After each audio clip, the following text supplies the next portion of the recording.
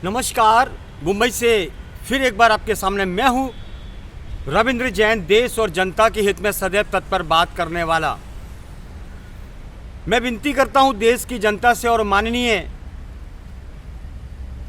Mumbai high court और उच्च न्यायालय जी, भारत के संविधान में आखिर किस तरीके के कानून की धाराएं हैं,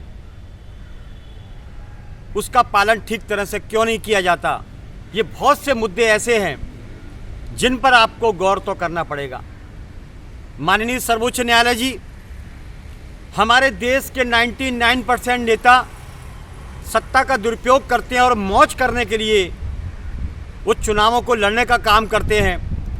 देश की जनता को इतना उल्लू बनाते हैं कि जितनी उनमें ताकत होती है उल्लू बनाने की, वो झोंक देते हैं। 5 साल के अंदर एक बार निकल के पिंजरे से ये नेता आता है भारत का और जनता के हाथ जोड़ता है।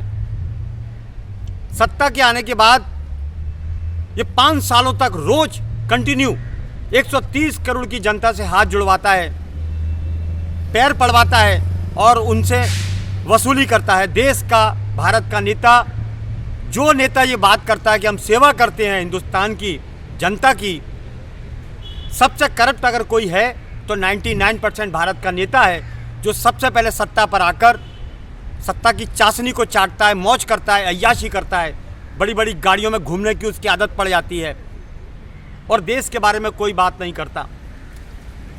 आज शिक्षा के जो मंदिर हैं वहाँ भी धंधा शुरू हो चुका है और धर्म को धंधा बनाने वाले हमारे भारत के ज़्यादातर नेता हैं। शिक्षा और चिकित्सा, अगर इस शिक्षा चिकित्सा को अगर निःशुल्क कर दिया जाए पूरे भारत के अंदर तो पूरी तरह से करप्शन, 100% करप्शन ख़त्म हो जाएगा। इसका बड़ा रीज़न है क्योंकि शिक्षा और चिकित्सा के अंदर सबसे ज़्यादा पैसा देश की जनता का जाता है और ये शिक्षा और चिकित्सा के जो पूरे इनकी डेमोक्रेसी है, जो उनका षड्यंत्र है, वो नेताओं के है। बड़े बड़े हॉस्पिटल होटलों की तरह तब्दील हो चुके हैं क्योंकि वो नेताओं के हैं। आम आदमी को बीमार करने का 99% षड्यंत्र रचा जाता है और विदेशी ताकतों की गुलामी करके हमारे भारत का नेता अपनी बाजू फुलाता है। बड़ा दुख का बात है। भारत तो योद्धाओं का देश रहा है, छत्रपति शिवाजी महाराज का देश रहा है, महारानी लक्ष्मीबाई का देश रहा है, पृथ्वीराज चौहान का देश रहा है, महाराणा प्रताप का देश रहा है। फिर क्या कारण है हमारे देश का नेता इतना कमज़ोर और कायर हो चुका है कि विदेशी हाथों में बिककर कभी कोरोना के नाम पर जनता को हैरान करता है, कभी गुटखा बेचकर, कभी नशा बेचकर देश की जनता को नशेड़ी बनाने का काम करता है और दिखावे के लिए कार्रवाई करता है। माननीय, बस में भी कुछ लोग बात कर रहे थे कि ये सरकारें इतनी निकम्मी हैं, इतनी बेशरम और अय्याश हैं कि गुटखा बेचने वाले को पकड़ा जाता है, गुटखा खाने वाले को पकड़ा जाता है, लेकिन जो फैक्ट्रियां गुटखा बना रही हैं उनको बंद नहीं कराया जाता। देखिए, मज़े की बात तो है। माननीय सर्वोच्च न्यायालय जी, देश में एक ऐसा कानून लाया जाए जिस तरह तराजू के 2 पल्ले होते हैं, एक पल्ले पे सत्ता बैठेगी और दूसरी तराजू के ऊपर माननीय सर्वोच्च न्यायालय जी का वजन होगा। अगर ऐसा नहीं हुआ तो भारत के नेता देश को बेच के ख़त्म कर देंगे, कर्जों में डुबो देंगे और ये कर्जा चुकाते चुकाते भारत की जनता अपनी हजारों पीढ़ियों को बर्बाद कर देगी।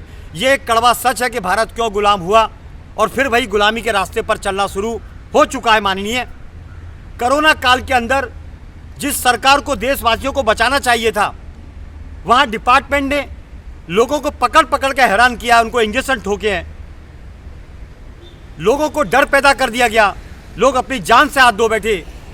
ये एक विषय है कि सरकारें कोई भी हो, एक सिक्के के 2 पहलू होते हैं। इन्हें सिर्फ अय्याशी करनी है, देश की सेवा के नाम पर देश को लूटने का काम करना है। ये है हमारे भारत के नेताओं की काली करतूतें जो हम आपके सामने बताना चाहते हैं। वैसे तो आपको इस विषय में सभी जानकारी है, लेकिन भारत का कानून अंधा है। यहाँ बोलने वाले को गोली मार दी जाती है, फंसा दिया जाता है, कानून में उलझवा दिया जाता है। हमारे कानून में बैठे हुए कुछ लोग भी कायर हैं जो अपराधी को ना पकड़ते हैं ना पकड़ने देते हैं, पकड़ते तो उसे हैं जो देश हित में बात करता है, पकड़ते तो उसे हैं जो देश से वफादारी करता है, पकड़ते तो उसे हैं जो देशभक्ति करता है। यह है भारत का सिस्टम। ये सिस्टम ऊपर से नीचे तक सड़ चुका है। कोई 10 रुपये में बिकता है, कोई 500 रुपये में बिकता है, कोई 1000 रुपये में बिकता है, कोई 1 लाख में बिकता है, कोई 500 करोड़ में बिकता है। माननीय सर्वोच्च न्यायालय जी, आपके सामने हम बार बार क्यों कहना चाहते हैं, हर डिपार्टमेंट में, बड़े बड़े डिपार्टमेंट में ये मामूली हो गया है कि 100 करोड़ के घोटाले, 500 करोड़ के घोटाले, 1000 करोड़ के घोटाले, जैसे देश इनके बाप की जागीर हो। जनता का पैसा किस तरह ये बर्बाद करते हैं और खाते हैं, ये क्रोध का विषय है, ये जानने का विषय है। उसके बावजूद भी कोई कार्रवाई नहीं होती और थैले भर भर के आप ही की कोर्ट में छूट जाते हैं, क्योंकि कोर्ट में सिर्फ तारीख मिलती है, सिर्फ तारीख। माननीय, फैसला तो उनका होता है जिनके हाथ में भर भर के थैले का हराम का पैसा होता है, उनको कोर्ट में न्याय मिलता है। माननीय, हमें मार दिया जा सकता है, कोई परवाह नहीं, हम मरेंगे तो फिर दूसरा कोई पैदा होगा, हमें इसकी भी परवाह नहीं, लेकिन देश को बचाना जरूरी है। आज इस सिस्टम के अंदर, भारत के सिस्टम के अंदर भारत को बचाने की कोशिश 99% नेता नहीं करता और ना ही इसमें जनता पढ़ना चाहती है, क्योंकि जनता अपनी टेंशन में उलझी हुई है। बच्चे की फीस को पैसे नहीं, किराया चुकाने को पैसे नहीं, और हॉस्पिटल में अगर कोई गलती से एडमिट हो गया तो घर भी बिक जाता है। इतने बिल लंबे लंबे आते हैं, हालांकि बीमारी 5 रुपए से ठीक हो सकती है। उसके बावजूद हमारे भारत के डॉक्टर शर्मनाक हरकतों पर उतारू हो चुके हैं सिर्फ पैसा कमाने के लिए। यही हाल हर सरकारी डिपार्टमेंट का है 99%, और यही हाल भारत के उस नेता का है जो देश की सौगंध खाता है, तिरंगे की सौगंध खाता है और देश को लूटता है, देश की जनता को लूटता है। माननीय सर्वोच्च न्यायालय जी, विनती करते हैं, आप ही हमारा एक आधार हैं, बाकी भारत के नेता पर हम विश्वास नहीं कर सकते। वो बेशक तिरंगे की सौगंध खाता हो या तिरंगा लेके चलता हो, लेकिन एक नंबर का झूठा अगर भारत का नेता है तो सबसे बड़ा पूरी दुनिया में एकमात्र नेता है भारत का नेता, जो संविधान की, तिरंगे की झूठी सौगंध खा के देश को बर्बादी के कंगार पर झोंकता है। माननीय, इस योद्धाओं के देश में ड्रग्स कहाँ से आई? माननीय, इस देश के अंदर नशे के कारोबार, मिलावट के धंधे, दूध में मिलावट, माननीय बड़ा शर्म का विषय है। ये देश योद्धाओं का है, ये देश छत्रपति शिवाजी महाराज का है, ये देश अहिल्याबाई का है, ये देश रानी लक्ष्मीबाई का है। फिर ऐसे कायर नेता किस खून के हैं ये बताया जाए, इनका DNA टेस्ट कराया जाए। माननीय, जो देश के लिए नहीं मरते हैं, अपनी अय्याशी के लिए जनता को मारते हैं। टैक्स पे टैक्स, टैक्स पे टैक्स, जैसे कोर्ट में तारीख पे तारीख भर भर के मिलती है। जवानी में केस दर्ज होता है, बुढ़ापे में फैसला आता है। माननीय, यही हाल हॉस्पिटल का है। गरीब आदमी आखिर जाए तो जाए कहाँ? कहाँ जाएगा? न शिक्षा मिलती है, न चिकित्सा मिलती है, सब बड़े बड़े ओहदे के लोग उसका उपयोग करते हैं। माननीय, ये पूरा एजेंडा है नेताओं का। एक नेता जब सत्ता पर आता है तो मरते दम तक उसकी वो सुविधाएं रहती है जैसे देश इसके बाप की जागीर हो और जनता का पैसा इसका बाप जमा करके रख के गया हो।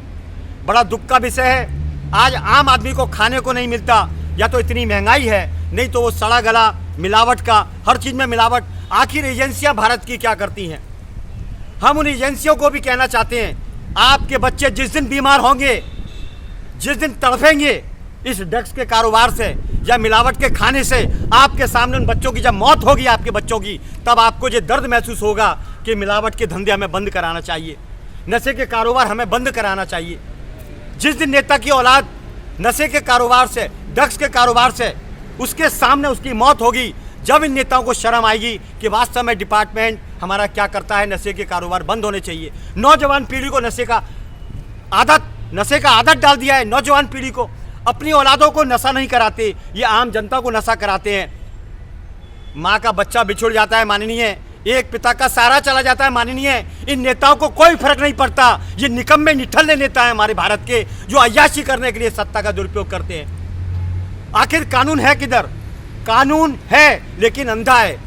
ये बात हम प्रूफ कर चुके हैं। कोर्ट के अंदर जो देवी है न्याय की, उसकी आंखों पे पट्टा बंधा हुआ है, वो देख नहीं सकती, तो न्याय कैसे होगा? माननीय, सख्ती से सख्त कानून बनाया जाए। इन नेता, निठल्ले नेताओं के ऊपर अगर लगाम नहीं लगाई गई तो देश को बेच देंगे, क्योंकि इन्होंने इतना कर्जा ले रखा है, इतना कर्जा ले रखा है जिसकी कीमत आम आदमी चुका नहीं सकता, उसको जहर खा के चुकाना पड़ेगा, मरना पड़ेगा। माननीय, आम आदमी का बजट बिगड़ चुका है, किसी के मकान बिक गए, किसी की दुकान बिक गई सिर्फ हॉस्पिटल के इलाज के अंदर, जबकि भारत आयुर्वेद का गढ़ है।